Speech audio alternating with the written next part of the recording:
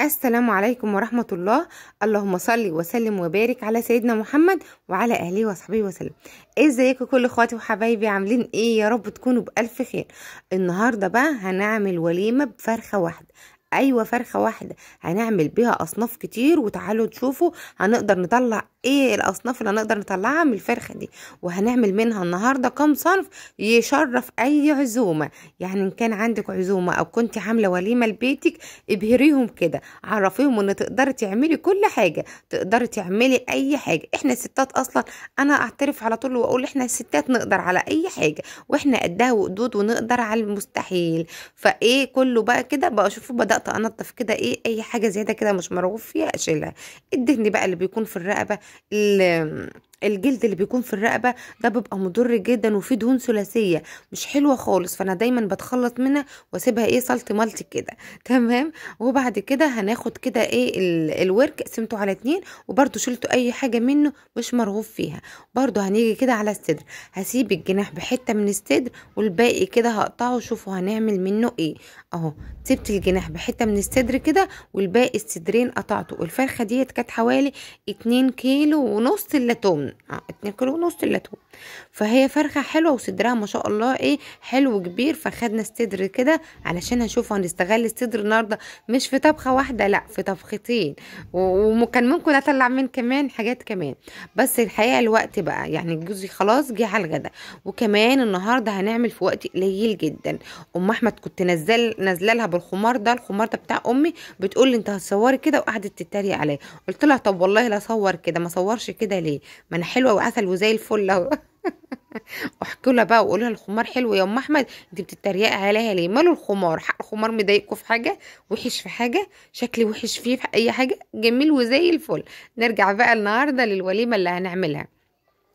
في ظل بقى غلاء الاسعار ممكن نعمل اي حاجه، واحنا اصلا ستات بيوت شاطره ومدبره وبنقدر على اي حاجه. انا هجيب الصدرين بتوعي كده بتوع الفرخه وهقطعهم كده مكعبات، قطعتهم ورجعت لكم. مش هطول عليكم النهارده في اي حاجه عشان الفيديو ملان افكار حلوه ما شاء الله. انا هنا كنت بفك الجلاش يعني، وبغلي ميه للمكرونه وهحط لها الملح بتاع الوقتي، وحطيت كده الجلاش عشان يبدا يفك معايا، علشان كلنا الوقت عرفنا احنا هنعمل ايه. بخليكم كده لاخر الفيديو علشان في حاجات كمان وافكار تانية للفرخة ومرقة الفرخة وكل حاجة. فهنعمل مع بعض افكار حلوة. اللي عندي الحقيقة انا ما بولعهاش كتير، يعني فيها كده اسمها ايه اللي فوق دي، المهم دي مكسورة كده وبيضة، بس انا كنت مضطرة اني اولعها علشان اعمل كام حاجة على كام عين، وهي عالية كده معايا. هما انا ولعتها شوية لغاية ما عين التانية فضت، ورجعت ايه نقلت ايه الفراخ عليها علشان ايه كنت محتاجه اعمل كل حاجه في نفس الوقت، يعني علشان الوقت بتاعي انا زي ما قلت لكم دخلت ساعتين المطبخ، خلصت فيهم وانجزت فيهم كل اللي ورايا. يعني عملت العزومه والوليمه دي كلها في ساعتين 2 بس. قطعت كميه من البصل زي ما انتم شايفين كده، يعني حوالي ده بصلايه كبيره كده. وهنا الناحيه التانية انا بشوح الفراخ. الحقيقه اللحمه بحب اني اغلي لها ميه وتنزل المسام بتاعها تتقفل عشان تطلع طريه معايا وحلو. اما الفراخ لا، بحب اني انزلها كده في قلب الحله واشوحها الاول كده، وتنزل كل اي حاجه فيها مش مرغوب فيها وتتبخر كده. فدي الطريقه اللي بتريحني في الفراخ، ودي الطريقه اللي بتريحني في اللحمه. فاحب كده ايه اقول لكم عليها واحكي لكم عليها. المهم كده عملت الفراخ كده وشوحتها، وهنزل عليها بصلايه في الفراخ، ورق لوري، حبهان، مستكه، اي حاجه بقى المنكهات بتاعه الشوربه اللي احنا على طول ايه بنحبها ومتعودين عليها. هحط كل المنكهات دي للشوربه، واحنا اصلا كنا عايزين شوربه ومنابات. انا سبت الوركين بحالهم كده كبار، والايه والجناحه فيها حته من الصدر وحطيتها، وحطيت بقى الكبده والقنصه والرقبه، كل ده حطيته في قلب ايه، يعني عندي ايه منابات كده، عندي منابات تقدري ايه تستغليها كده. وبرده خدت الصدر بتاعها هشوحه مع اشوح البصلايه واحط ايه الصدر عليها، يعمل لك خلطه حلوه قوي. هنعمل منها نجرسكو، وهنعمل منها كمان جلاش كده. هيبقى شكله حلو وطعمه حلو جدا الجلاش ده، يعني هبهركوا بيه في الاخر. جيت معلش كنت بفتح الباب، رحت كده فاصل كده اعلاني وجيت على طول، بس انا ما بطولش عليكم خالص. المهم اجي بقى كده المكرونه خلاص الميه بتاعتها غلت، هحط لها ايه بقى كيس المكرونه دول. العين دي قاعده اظبط فيها بتطلع لي حاجات غريبه، الحقيقه هتعب منها دلوقتي وهطفيها خلاص. البصل خلاص كان احمر حاجه بسيطه خالص كده، وقمت حاطه عليه الفراخ. ما تحطيش ايدك بقى على البصل والفراخ خالص عشان ما تنزلش ميتها وكده، يعني تفضل تنشف الاول، وبعد كده ايه تحط لها بقى بقيه المكونات او تحط لها التوابل بعدها والملح وكده. ان هي لازم الاول تنزل تاخد الصدمه بتاعتها عشان تقفل كل المسام. اصلا اي فراخ تعمليها بالطريقه دي ما تكوني هتشوحي فراخ او كده يعني. حطينا المكرونه وانا اصلا كنت مظبطه الملح بتاعها ملح وميه وبس، وسلق المكرونه. وبعد كده قطعت فلفل، الفلفل بيكون حلو جدا مع الفراخ. هحط لها بقى توابل فراخ، وهحط لها بابريكا، وهحط لها كمون وفلفل اسمر وكزبره وشويه من الملح، ظبط لها ملحها وبتكون معايا الخلطه زي الفل. لما اكون بمنتج الفيديو بالنهار بتيجي مليون حاجه بتعطلني، العيال يخبطوا البيت 13,000 مره، حد عايز حاجه مش عارفه ايه، فكل شويه افصل وانسى انا كنت بقول ايه في قلب اللقطه دي، وافصل وانسى انا كنت بقول ايه. المهم انا كده خلصت المكرونه، كده استلقت تمام. وانا اشوفه مشغله كام عين كده على كل حاجه علشان كل حاجه تخلص في نفس الوقت.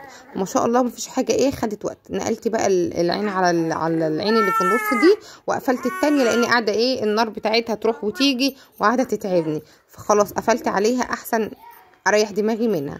فانا كده بقى التشويحه الفراخ دي او الشاورما بتاعت الفراخ دي تحفه تحفه تحفه، طعمها حلو جدا، البهارات مخليه طعمها جميل جدا وحلوه قوي، وكمان طريه وجميله قوي. انا بحب احنا اصلا يعني ايه مش مغرمين اكل صدور قوي، لكن الصدور كده لما بنعملها ستريبس او نعملها بانيه او نعملها اي حاجه بناكلها احسن يعني. فاحنا كده حطيت معلقتين كده من الزبده على فكره ما كانتش لسه دابت في الدقيق علشان ما تقولوش الدقيق كتير، فانا سبتها كده. انا قبل الزبده بخاف لا تتحرق بالذات في اي في السلستين، فبحط عليها الحاجه على طول علشان ايه تخف من حرارتها وما تتحرقش او ما يجرالهاش حاجه، او تحطي معاها معلقه من الزيت. تمام.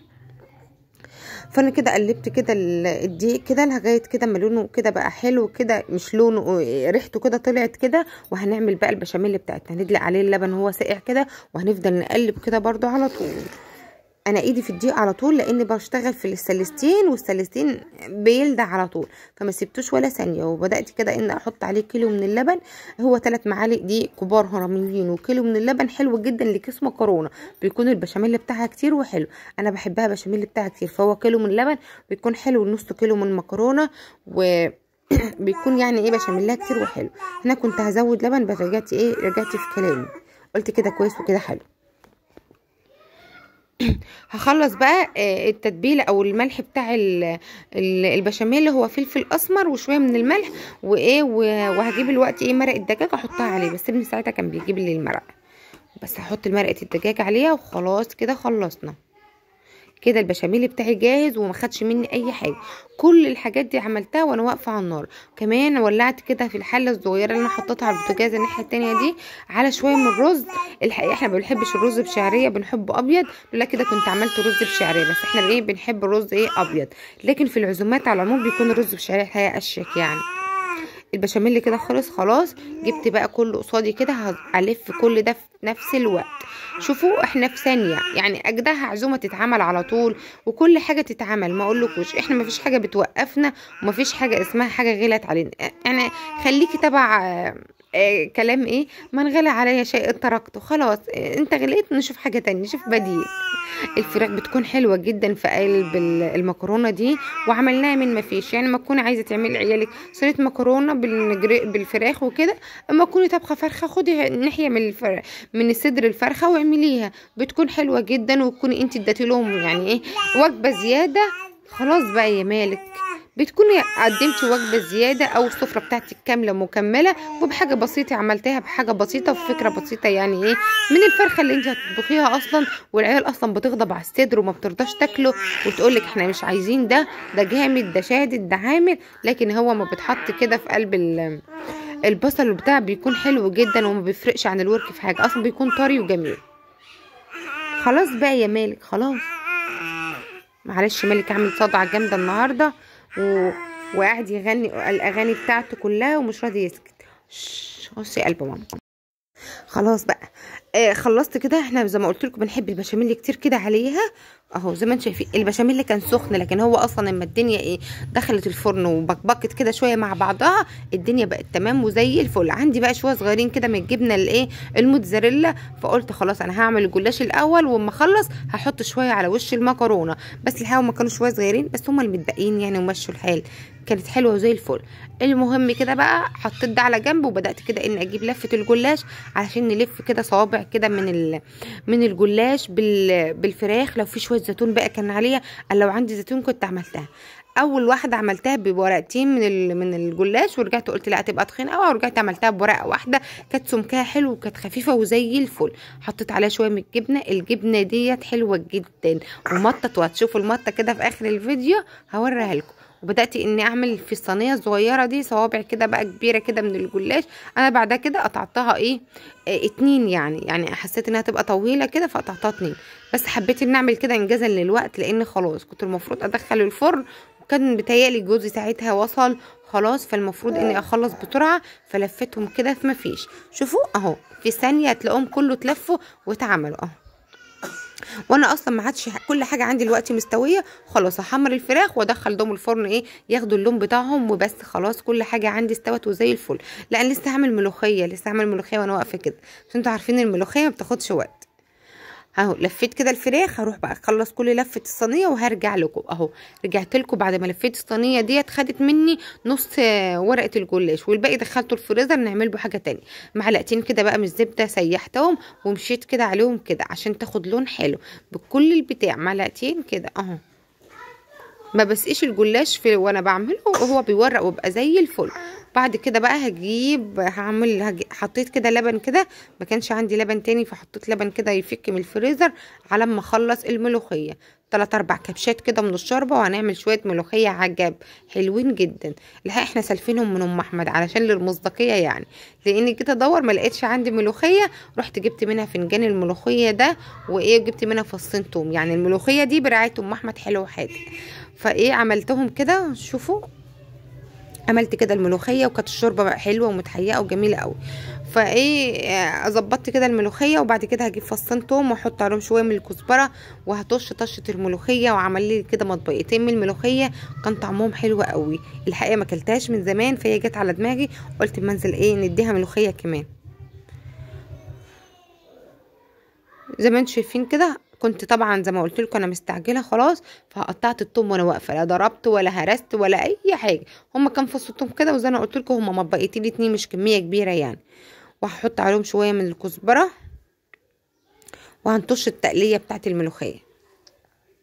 الثوم بقى بتحمر بسرعه، فرفعتهم كده من على النار اهو علشان اما اخلص بس الاول.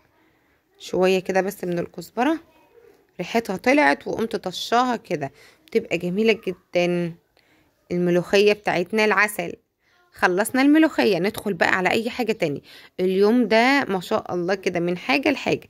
اللبن كده كان بدأ يفك شويه، خدته نص كوبايه بس، لان ده نص لفه جلاش مش لفه كامله. وحطيت عليهم بيضه، وحطيت عليهم شويه من الفلفل الاسمر وشويه من الملح، ودلقتهم كده على الجلاش عشان الجلاش بتاعك يكون طري وجميل. على فكره ممكن تدخلي الجلاش كده من غير ما تعملي الخطوه دي، بس الجلاش بتاعك هيبقى كريسبي خالص. لكن انا حبيت كده ان هو يكون طري وكريسبي في نفس الوقت، فالوش بتاعه كان كريسبي، وكان هو من جوه طري وحلو وبتقطم وجميل. كان حلو جدا ما شاء الله عليه. المهم بقى انا كده ده الجلاش خرج، وصينيه المكرونه برضه هتخرج اهين. هنا كريم كان بيقول لي يلا يا ماما، وانا قاعده اقول له انت بتعمل ايه يا كريم؟ ادي صينيه المكرونه زي ما انتم شايفين خارجه كده بتبكبك. شايفين بقى الاكل بتاعي اللي انا عملته النهارده هوريكم كله. عملنا شويه من السلطه حلوين، شويه من السلطه الخضراء كده حلوين، وادي الملوخيه زي ما انتم شايفين، وحطيت كده شويه من الشوربه والجلاش والمكرونه، وغرفت كده الرز بتاعي الجميل المفلفل. ادي شايفين بقى الاكل، وحمرت الفراخ. وده الاكل بتاعي النهارده. بذمكم مش وليمه، ايه رايكم؟ يعني هي تبقى احسن من احسنها عزومه متكلفه، وكل ده بفرخه واحده، وعملنا اصناف كتير. على فكره كنت عايزه اعمل لكم كمان طاجن شوربه لسان عصفور، بس الوقت هو اللي مثلا. شايفين الجلاش عامل ازاي؟ شايفين الجلاش ده كان خطير، وطعمه بالفراخ حلو جدا. انا عملته باللحمه قبل كده، لكن بالفراخ طعمه حلو قوي قوي قوي. ممكن تعمليه على فكره كده زي ما انا عاملاه كده في عشاء، وهعمله معاكم قريب، لان العيال حبيته قوي. نعمله في عشاء كده وناكله اكنه كريب او اكنه اي حاجه، ونظبطه بقى زيتون ونظبطه كل حاجه. الحقيقه كان طعمه حلو جدا. ممكن تعمليها كسندوتشات كده لو انت بقى مش عندك دي، مش عايزه تخبزي، مش عايزه تعملي، وتعمليها كده وتقدم لها لعيالك. والله هتنبهروا بصينيه الجلاش دي، طالعه حلوه جدا. اشوفكم بقى في فيديو جديد، والسلام عليكم ورحمه الله وبركاته.